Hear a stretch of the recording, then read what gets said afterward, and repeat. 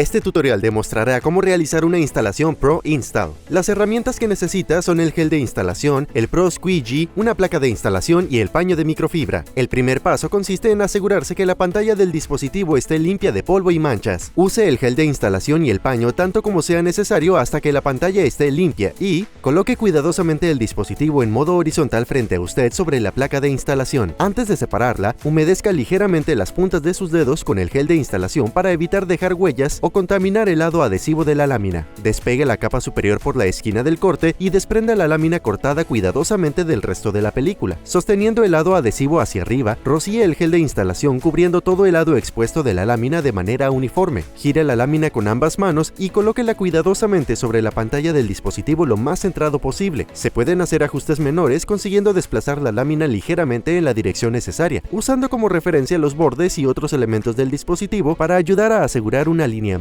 correcto. Una vez alineada, rocíe toda la superficie superior de la lámina de manera uniforme con el gel. Tome el Pro Squeegee y sosteniéndolo como se muestra, presione el borde rojo con firmeza sobre el extremo superior del dispositivo y proceda a moverlo hacia el borde inferior sin detenerse. Dele la vuelta al Pro Squeegee y repite el mismo movimiento en el extremo superior, asegurándose de retirar todo el gel y aire. Compruebe y asegúrese que los bordes se hayan adherido bien y luego use el paño para absorber todo el exceso de gel para limpiar la pantalla.